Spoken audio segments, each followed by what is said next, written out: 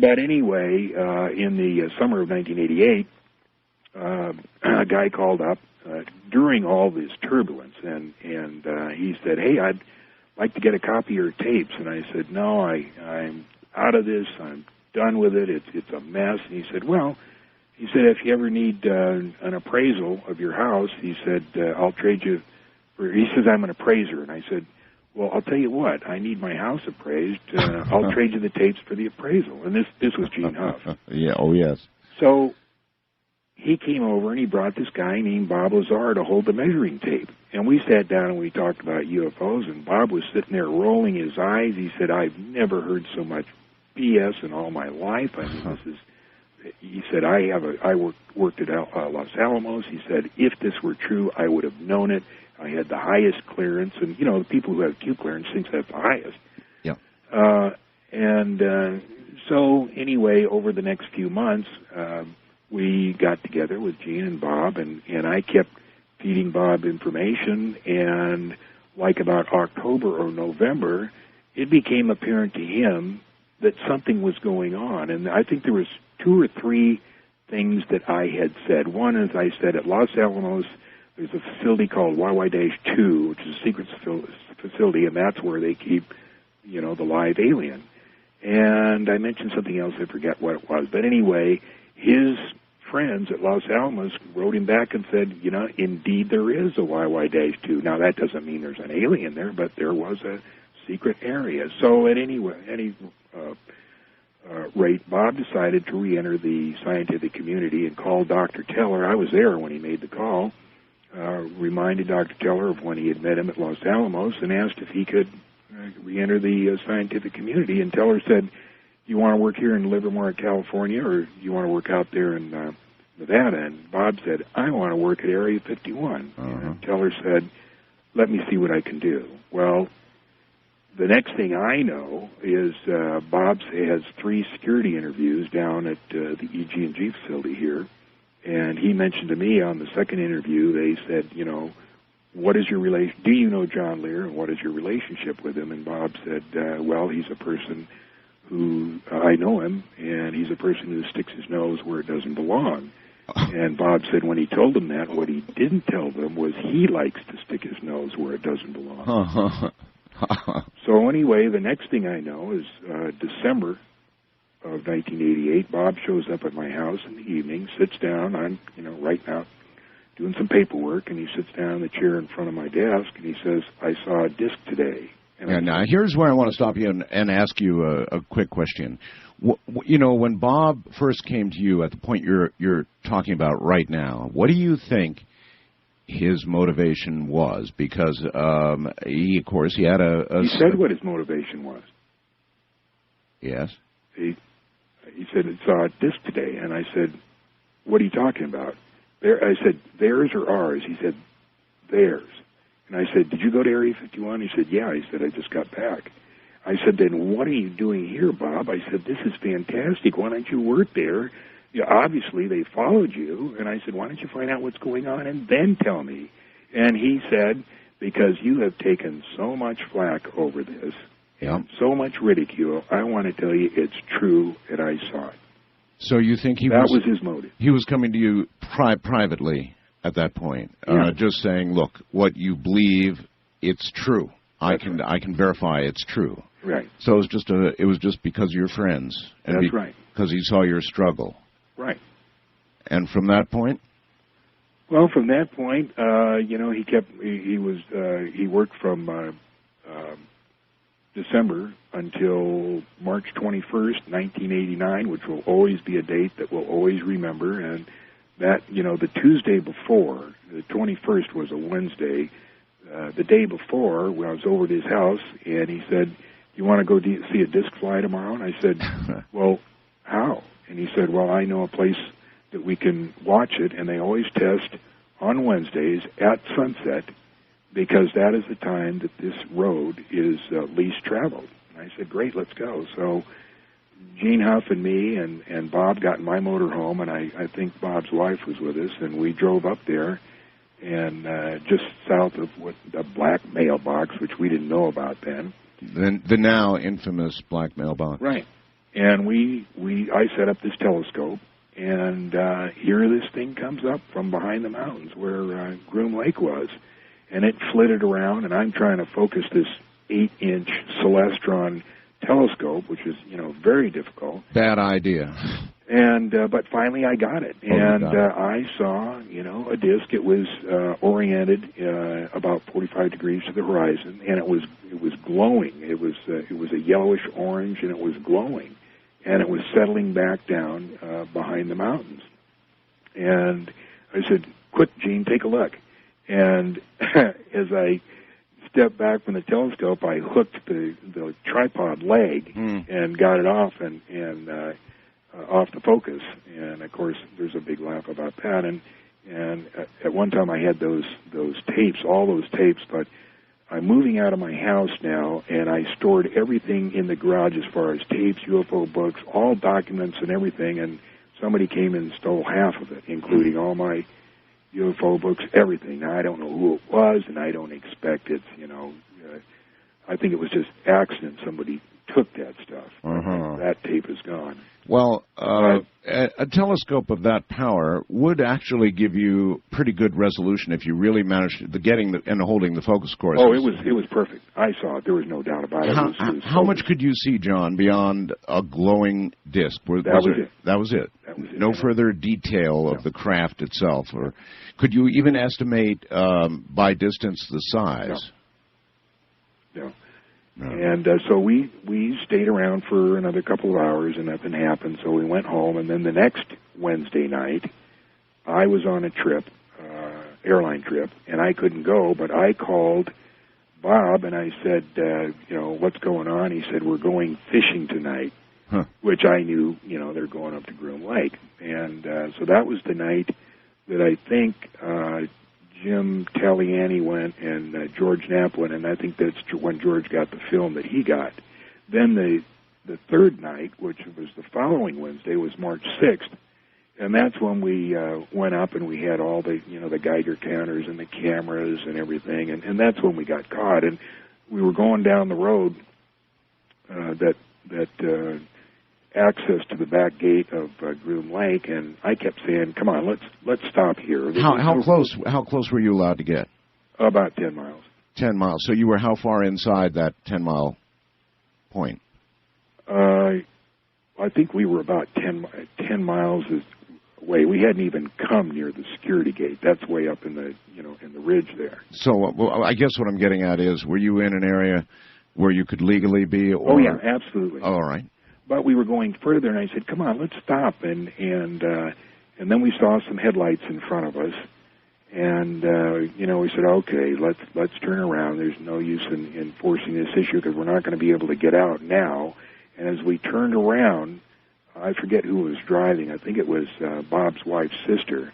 And I said, "Now don't get stuck in the dirt." And so we turned around and we head as fast as we can down this road, and these jeeps or vehicles are following us. And when I've told this story, I said there was 4, and Bob says no, there was only 2, or I forget how many there was. But anyway, we got to a point almost to the road, and we decided they were too close behind us. So I said, Bob says, "I can't afford to get caught.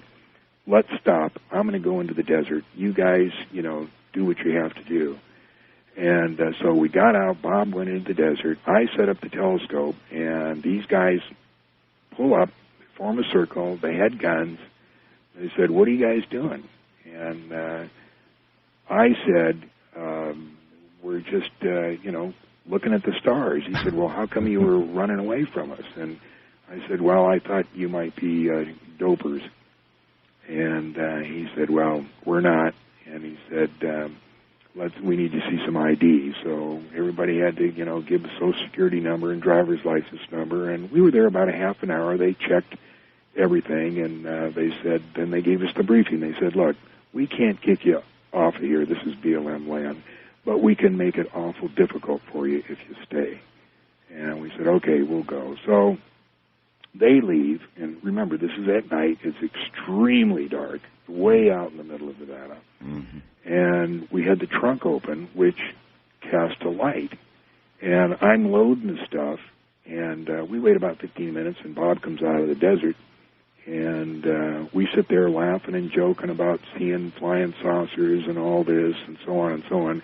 Unbeknownst to us, the security team had gone down the road just about 100 yards, and they were filming us, and they had a parabolic reflector. They were recording what we were saying. Oh. So we pack up everything, and we get on the road there just as it goes through, just where it meets the 278. And as we get onto the road, I think it's Nye County or Lincoln County Sheriff stops us. Oh. And they pull up. They got the lights going, and they got the bullhorn, and he says, "All right, everybody out. Put your hands on the car." And so we get out and put the hands on the car, and he comes over, and we were there about an hour. He checked ID, and he was talking to somebody, and pretty soon he comes up and he says, "Look, I only have two questions." He says, "One, where's the gun?" Because we had mentioned that Bob had run into the desert with a gun. And he said, "I want to know why there's 5 people here, and there was only 4 people when security stopped you in there." Huh. And so nobody said anything. I have to admit that I made one of the monumental mistakes of my life, and Bob Lazar will never, ever forgive me for this. But it's just my nature. When they asked for the driver's license, I said, "Mine's in the trunk." And so we had to open the trunk with all the Geiger counter and film and everything in there. And anyway, after about an hour of hemming and hawing and not giving him an answer to anything, he said, and I'll remember this officer's name. It's a French name, and he still works up there for Lincoln County. And I see him occasionally from time to time. He said, "Look," he said, "I don't know why I've been told to do this, but I've been told to let you guys go. So pack up your stuff and get out of here." So we packed up our stuff and left, and the next morning, Bob got a call from his boss. If I can stop you, John, do you think the reason you were let go is because of the Lazar name? Right. Yeah, okay. And they didn't want any more, so publicity. So the next morning, Bob gets a call from his boss and says, "Bob, don't go to work. I'm going to pick you up." And he picked him up, drove him up to Indian Springs, which is the center for all security for the test site. And they pulled him out of a car with a gun in his ear, and they said, "Bob, when we gave you this security clearance, it didn't mean you were supposed to tell all your friends about the flying saucers. Do you want to work here or not?" And he was non-committal. He came home and, told us about, what happened. And I said, "Are you going back to work?" And he said, "Probably not." And I said, "Why?" He said, "The main reason is because the last time I went up," he said, "when I got on that, the only thing I remember is getting on the 737 and getting off. I don't remember what I did up there." And he said, "I couldn't work under conditions like that." All right. Hold it right there, John. Good evening, everybody. You're listening to a very rare interview indeed. My guest is John Lear, son of Bill Lear, inventor of the Lear jet, and a man who knows an awful lot about what's going on inside. Actually, so much inside information that I doubt we'll hear it all tonight, but we'll see how much we can get to. It's been so long since I interviewed John that the last time we did it, we almost didn't have commercials. Okay, John, we kind of left off where Bob essentially said, nah, he didn't think he'd go back to work there. Yeah, and his reason was because the last time he went, he could remember getting on the 737 and getting off, but he couldn't remember what he did there. So I think it was the next day or so, like the Saturday, I had done, or it was Sunday morning, I had done some interviews with George Knapp, and it was, I forget what the program was called, but we discussed UFOs and everything, and that night he called me. He said, "John, you can't believe it. The phones are ringing off the hook here. People want more. What can I do for an encore?" And I said, "Well, maybe I can get Bob to come on." And so I talked with Bob, and that was the Monday night that he did the news show where they showed him in shadow telling that he worked up there and that he worked on extraterrestrial craft. Oh, that was a big broadcast. And then a few days later, George Knapp and Bob Stoldow, who headed up Channel 8, came up, and George said, I have Bob here. We want to talk to... I have Bob Stoldow here. We want to talk to Lazar, and we want to see if he's telling the truth, and I want to go ahead with a special. He said, I need to get Bob Stoldow's permission. So we sat here for an hour or two, and they grilled Bob this way and that, and finally said, Bob Stoldow said, go ahead, do it. And that's when George went with the six-part documentary on Lazar. Yeah, very famous documentary. Channel 8 really stayed heavily on that. And anyway, so that was it for you and Bob? That was pretty much it. Bob made the Lazar tape, which documented what he learned up there. And we stayed in touch for many years. He ran Desert Blast every year up until Desert Blast 13 was the last one that we ran. It was the largest outlaw fireworks show west of the Mississippi, and we didn't do it again for several reasons. One was because we had 13 shows with just tremendously high explosive displays, and there wasn't one single injury. And Bob said, "Look, we've gotten away with this long enough. Let's bring this to a close." So, okay, I've got a computer here, and people can send me questions kind of as we go along. And somebody was asking, that proves that Lazar knew the schedule roughly of what was happening up there. It doesn't necessarily prove the rest of his story. How confident are you that everything you were told by Lazar was right on the money?